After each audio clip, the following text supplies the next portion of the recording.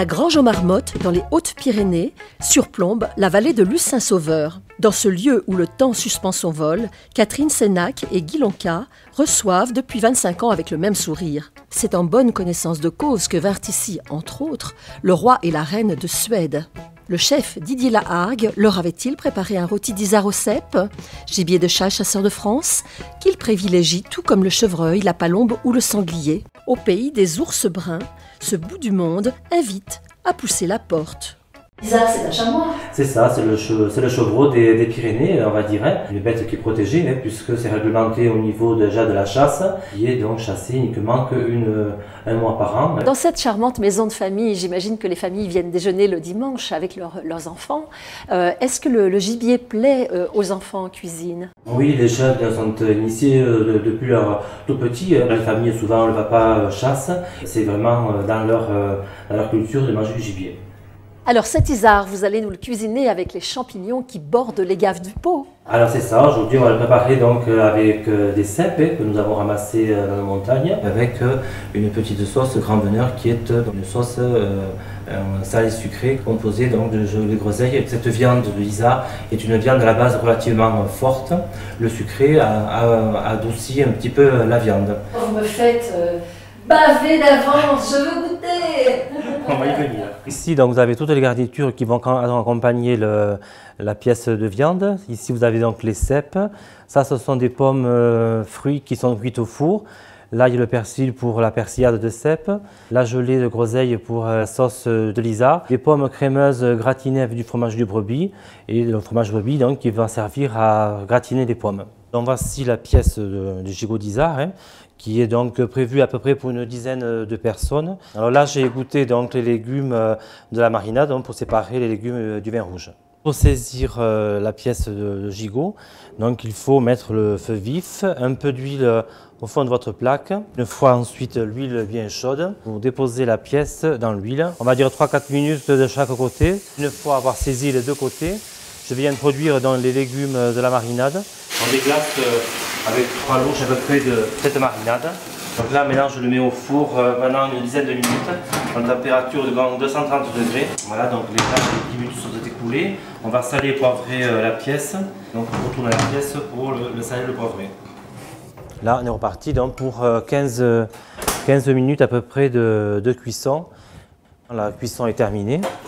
Et on va donc réaliser la sauce. On va couler tout le jus de cuisson. Une fois que la sauce bout, donc on va y incorporer à peu près à valeur de 2 grosses cuillères de gelée de groseille. Et donc là, il faut bien remuer pour faire fondre la gelée dans la sauce bien chaude. Maintenant, on va lui donner un peu d'onctuosité. Et là, je suis en train donc, de diluer de la fécule de pomme de terre pour finaliser la sauce.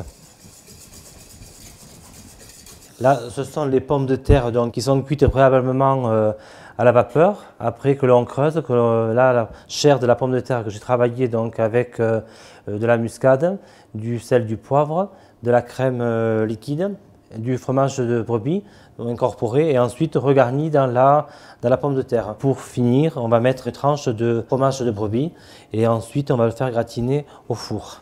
200 degrés à peu près, sur une durée de 5 bonnes minutes ou jusqu'à ce que l'on voie qu'il y ait une bonne coloration et que le fromage soit fondu. On va mettre un petit peu d'huile au fond de la sauteuse. On met les cèpes pour bien faire saisir dans l'huile bien chaude. Et également, donc, on va saler et poivrer et on remue bien pour bien incorporer donc, le sel et le poivre. Ensuite, on va donc finir avec de la persillade, ail et persil haché. Donc là, on va laisser à peu près encore 2 ou 3 minutes pour cuire l'ail. Donc ceci, ce sont les pommes fruits golden, en l'occurrence, que j'ai coupées donc à moitié, enlevé les pépins et qu'ensuite donc cuites au four aussi à 180-200 degrés, une bonne dizaine de minutes pour que la chair soit à peine un petit peu ferme et pas un aspect de compote. Et une fois que la pomme est cuite, on va y mettre un petit peu de gelée de groseille dessus.